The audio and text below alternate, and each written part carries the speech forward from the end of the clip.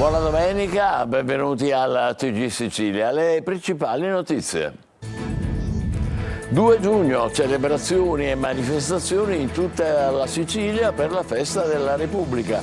Il presidente Mattarella ricorda che i padri della patria sognavano un'Italia aperta all'Unione Europea. Agrigento assetata dopo la grande protesta di ieri, ora si pensa a riattivare il dissalatore di Porto Empedocle. Alla Regione è chiesto un piano per i pozzi vecchi e nuovi. Intanto è sempre più crisi nelle campagne siciliane, manca l'acqua e crescono le proteste, ma uno spiraglio potrebbe aprirsi grazie all'uso di fondi comunitari. Messina, una pistola accanto al corpo senza vita con una ferita d'arma da fuoco, misteriosa morte di un 19enne con precedenti per spaccio, trovato cadavere in una strada del quartiere Giostra. Il tempo incerto non condiziona la domenica dei turisti e dello sport, da Catania a Siracusa. A Palermo, ancora senza isola pedonale, bagnanti tra le auto a Mondello. Ad Agrigento ora è un parco, il luogo dove la stiglia mafiosa ha ucciso il giudice Livatino. Si intensificano i rapporti commerciali fra Tunisia e Sicilia, al primo posto lo scambio agroalimentare.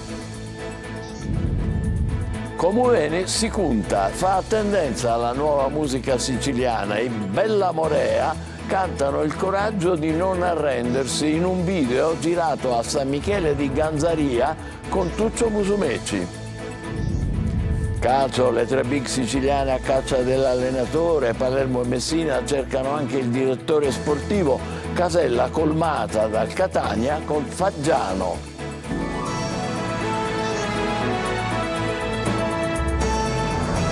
Bentrovati, celebrazioni e manifestazioni in tutta la Sicilia per la festa della Repubblica. Nel suo messaggio il Capo dello Stato ricorda che i padri della patria sognavano un'Italia aperta all'Unione Europea. Luca Ciliberti. Manifestazioni ed eventi in tutte le città siciliane per celebrare il 2 giugno. A Palermo, in piazza Vittorio Veneto, è stata deposta una corona d'alloro al Monumento ai Caduti. Le celebrazioni per il 78° anniversario della proclamazione della Repubblica si sono svolte davanti alle delegazioni dei corpi militari, presenti fra gli altri il sindaco Roberto Lagalla e il prefetto Massimo Mariani. E certamente riconfermare i valori europei di cui la guerra fu negazione è altrettanto importante. Nel suo messaggio il Presidente della Repubblica, Mattarella, ha ricordato che il contributo del Paese e in esso delle Forze Armate alla causa della pace e della stabilità internazionale è più che mai prezioso nell'odierna situazione caratterizzata da devastazioni e aggressioni alle popolazioni civili in Europa e in Medio Oriente. La regione siciliana è stata presente alla tradizionale sfilata delle Forze Armate ai Fori Imperiali a Roma con una rappresentanza del suo corpo forestale e il gonfalone.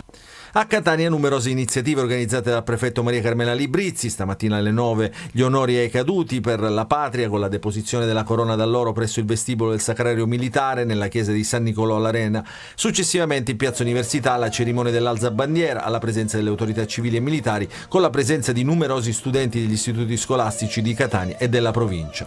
È importante perché è la festa di tutti, quindi il coinvolgimento di tutte le componenti della società civile è significativo. E soprattutto, come vedremo in piazza, anche dei ragazzi. Ma le cerimonie a Catania hanno preso il via ieri sera a Piazza Teatro Massimo con la consegna delle onorificenze al merito della Repubblica Italiana e con il concerto per la Repubblica eseguito dall'orchestra e dal coro del Teatro Bellini. Per l'occasione il Palazzo del Governo, il Palazzo degli Elefanti, l'Università e il Teatro Massimo sono stati illuminati con il tricolore.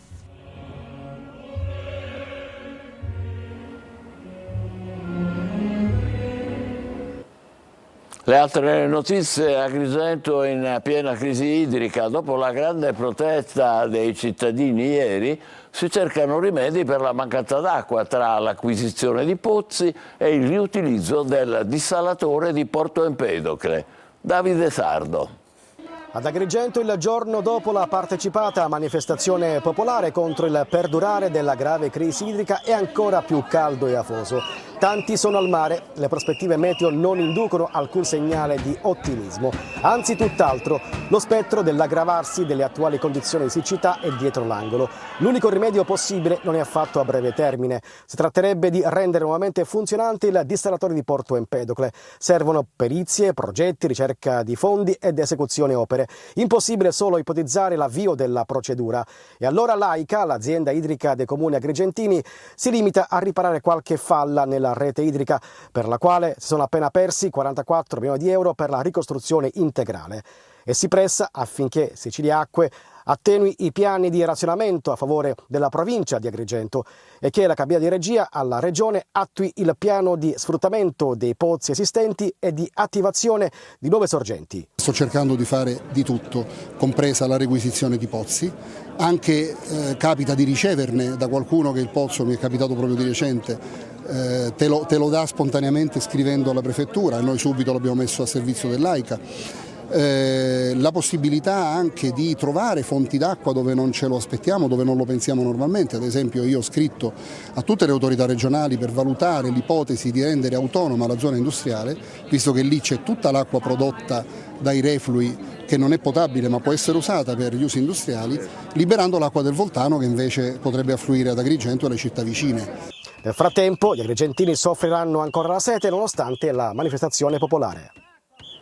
E intanto è sempre più crisi anche nelle campagne siciliane, manca l'acqua e crescono le proteste, danni per gli agricoltori, gli allevatori e le colture che rischiano di morire prima del raccolto. Ora però si apre uno spiraglio, Manlio Viola. Via libera all'uso dei fondi comunitari per gli aiuti agli agricoltori colpiti dalla crisi. Arriva da Bruxelles una decisione importante che spazza via i dubbi di tanti e mette a disposizione i fondi europei destinati ad altre attività agricole per fronteggiare l'emergenza. La Comunità Europea ha deciso di avviare le procedure definite cause di forza maggiore. In pratica non sarà necessario giustificare caso per caso il contributo o l'aiuto fornito agli agricoltori e non ci saranno procedure di infrazione per aiuti di Stato nelle aree colpite dalla crisi idrica. I Paesi membri possono stabilire che per gli agricoltori di tutta l'area colpita debba applicarsi la clausola di forza maggiore, consentendo a chi non può soddisfare tutti i requisiti europei richiesti di non vedersi imporre sanzioni e di non perdere i fondi UE. Lo chiarisce proprio la Commissione Europea in una comunicazione per la semplificazione degli interventi di crisi della politica agricola di coesione, PAC, varato per rispondere alle proteste dei trattori, ma che sarà utilizzabile in tutta l'area di crisi agricola siciliana.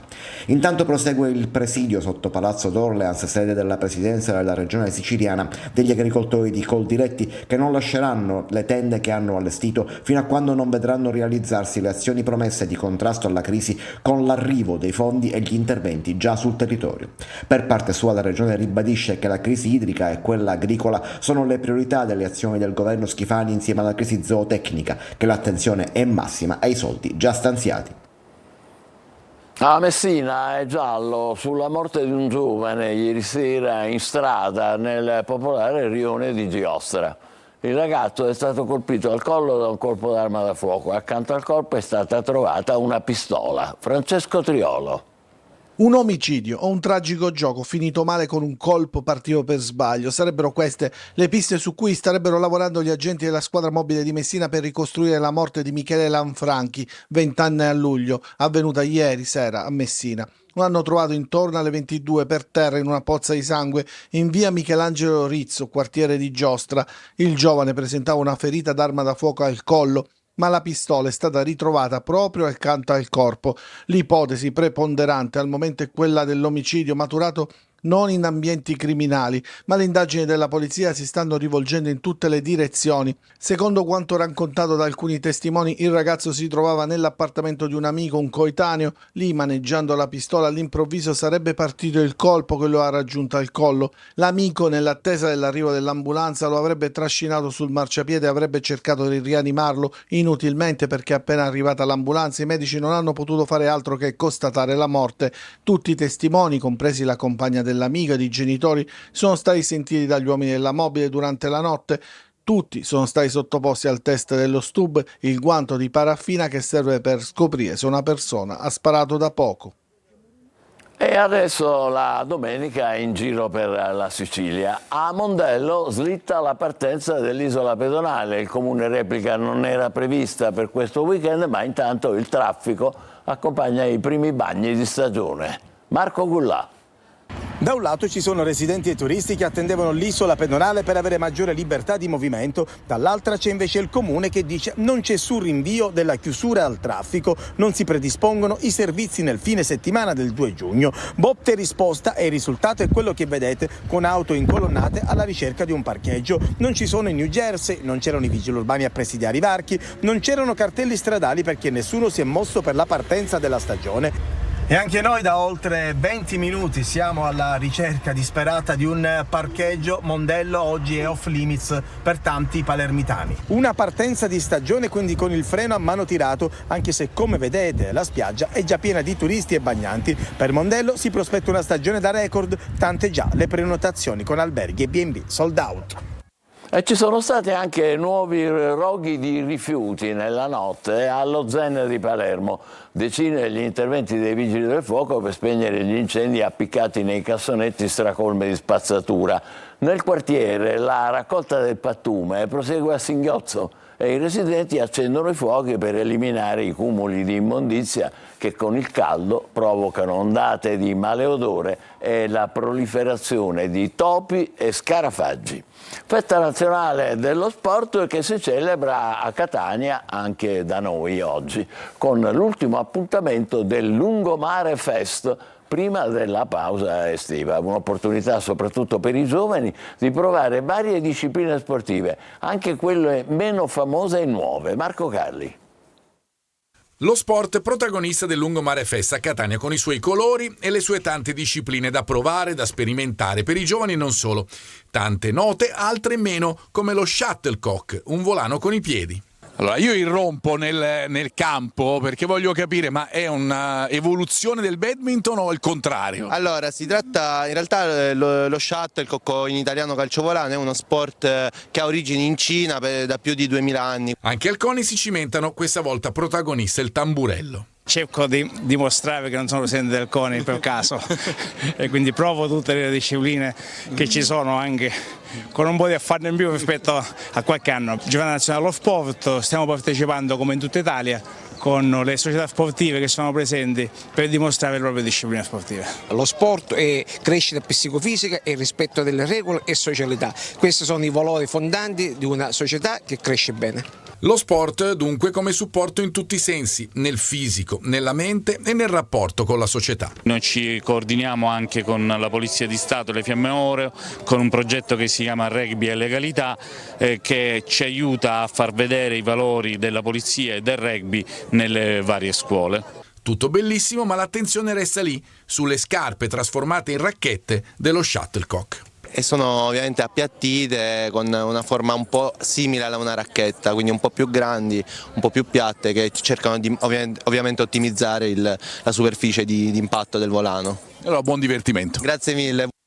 Davvero, incuriosiscono parecchio. Anche a Siracusa naturalmente poco sole ma caldo e tantissimi turisti, lingue e accenti diversi tra la folla a Ortigia. Francesco Aloi. Il nostro tour è Siracusa, Ortigia, visitare tutto ciò che c'è di caratteristico, i musei. Il parcheggio è pieno di pullman, segno che i turisti sono tantissimi. È il 2 giugno in Sicilia, qui siamo a Siracusa, contando a questo gruppo di turisti. Allora, sto raccontando la leggenda di Aretusa e di Alfeo, il mito fondatore dell'isola di Ortigia. Lei ha l'ombrello aperto per il sole che fa va e vieni o per la pioggia che ogni tanto arriva? Dai raggi UVB comunque, quindi fondamentalmente lo uso per il sole, ma oggi è andata bene perché pioveva pure. L'unico grande assente è il sole. In questo giorno di festa, infatti, a prevalere sono le nuvole. Il caldo, però, ha risposto presente. C'è caldo infernale, quindi adesso più o meno la temperatura è abbastanza bella, poi la città è bellissima. 2 giugno in casa, da dove arrivate? Da Palermo. Festeggiamo oggi il nostro 40° anno di matrimonio. E così, tra i vicoli di Ortigia c'è chi fa una breve sosta e gusta un buon gelato. Qual è il gusto che più le chiedono? Sul gelato è il pistacchio. a seguire c'è la nocciola, a seguire ancora c'è la ricotta. Qui, come nel resto dell'isola, in centro si sentono lingue e accenti diversi. Da Palermo a Catania, da Taormina ad Agrigento, tanti gli stranieri che hanno prenotato un biglietto per la Sicilia, una regione che anche quest'anno sembra confermarsi tra le mete più amate. Per averne la certezza, però, è ancora presto. Rimaniamo a Siracusa, dove ieri sera alcuni topolini hanno rubato la scena agli attori della Iace di Sofocle al Teatro Greco. Sul finale, dalla platea si sono sentite urla di panico, mentre diversi spettatori si sono alzati in piedi. Motivo: l'apparizione tra il pubblico di un paio di topi. E anche gli attori si sono fermati per capire che cosa stesse succedendo. Allontanatisi i roditori, la recita è ripresa. Ora ha assicurato un servizio straordinario di derattizzazione. Vedremo. Ad Agrigento un parco realizzato nel luogo dell'agguato ricorda il magistrato Rosario Livatino, ucciso nel 90 dalla Stigia, e ricorda anche tutte le vittime della mafia. Davide Sardo. Dopo 1 anno e mezzo dalla concessione dell'area da parte di ANAS Sicilia, è stato inaugurato ad Agrigento il parco Rosario Livatino, destinato a rievocare e tramandare la memoria di tutte le vittime della mafia e ad assurgere al luogo di raccoglimento e di preghiera, oltre che di riflessione sul fenomeno dell'oppressione mafiosa. Il polmone verde interessa una vasta area adiacente alla stele commemorativa, nel tratto dove il 21 settembre del 90 l'utilitaria del giudice Livatino fu bloccata dai killer fino alla scarpata sottostante, dove Livatino si riparò dalle raffiche in un estremo quanto inutile tentativo di rimanere aggrappato alla vita. L'iniziativa è firmata alla sezione agrigentina del Coordinamento Nazionale per gli Alberi ed il Paesaggio. Desideriamo che questo luogo diventi luogo di preghiera, luogo di riflessione, ma che si possa tramandare alle nuove generazioni appunto la cultura di fare memoria. Tra i presenti alla cerimonia anche il professor Gaetano Augello, insegnante di Rosario Livatino al Liceo Classico Foscolo di Canicattì. Rosario è un ragazzo di straordinarie capacità culturali, un ragazzo veramente buono nel senso assoluto della parola, e poi una persona profonda nel suo scrivere, nel suo pensare. Esposta durante la cerimonia la camicia sporca di sangue che il giudice Livatino indossava la mattina in cui perse la vita sotto i colpi di pistola dei killer della Stigia. Catania, si intensificano i rapporti commerciali fra Tunisia e Sicilia. Al primo posto lo scambio agroalimentare. Simona Mazzone.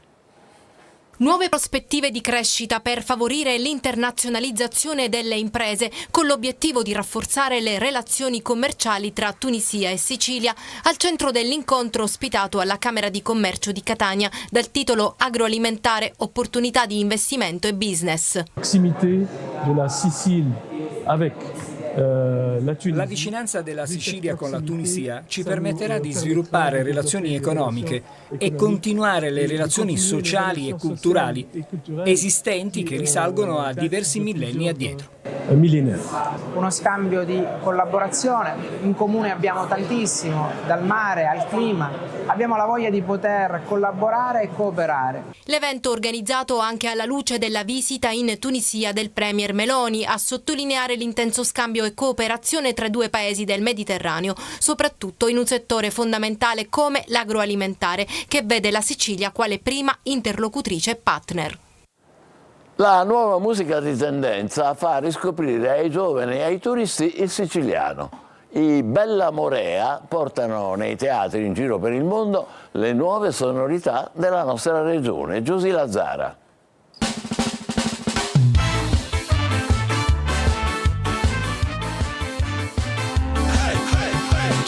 La sonorità, la bellezza dei suoni della Sicilia, tanti gruppi musicali che nei concerti con le loro canzoni fanno riscoprire il siciliano ai giovani.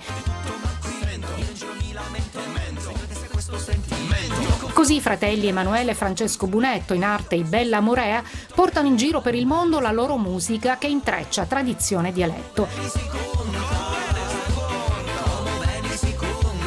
In Como Veni si conta vuole essere un invito a vivere la vita con quel po' di leggerezza che basta, e c'è la straordinaria presenza anche dell'attore Tuccio Musumè. A Morea facciamo una breve pausa, tra poco per il calcio, i giorni delle scelte più importanti per le squadre siciliane. State con noi, vi aspettiamo.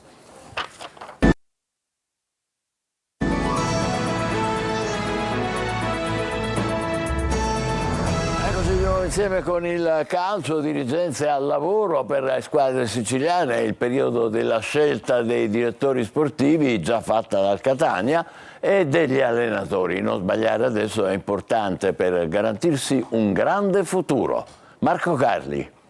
Lavori in corso per le siciliane, come ovvio che sia, visto il momento. Fra trattative e decisioni si tenta di pianificare la prossima stagione e di portarsi avanti sulla concorrenza.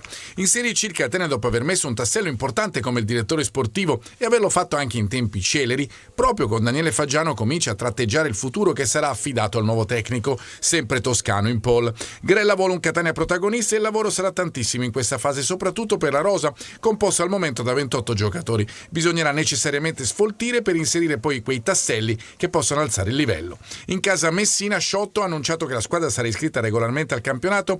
Si lavora anche in questo caso sull'asse DS allenatore. Colloqui con Domenico Roma e con Giacomo Modica. Il tecnico ha ricevuto delle offerte, soprattutto dal Picerno, ma avute garanzie dal Messina per le strutture dove allenarsi, in particolar modo, potrebbe poi accordarsi per 2 anni. In B, il Palermo vuole Paolo Zanetti. Zanetti vuole il Palermo, ma al momento la trattativa per l'ingaggio del nuovo allenatore rosanero è in una fase di stallo. Nelle ultime ore però si sono registrati dei sondaggi per il tecnico ex Empoli da parte di club della Serie A. Il Palermo pensa anche ad Alessio Dionisi come alternativa a Zanetti, che rimane comunque il preferito. Nel ruolo di DS, in sostituzione di Leandro Rinaudo, invece spunta il nome di Matteo Tognozzi, ex Juve e scopritore di talenti. Chiudiamo con il Trapani, che oggi va in campo per la prima partita della Pool Scudetto contro il Caldiero Terme. Dopo la vittoria del campionato e della Coppa Italia, i Granata inseguono il triplete. E noi ci fermiamo qui, la TG tornerà alle 20, grazie per essere stati con noi e ancora buona domenica.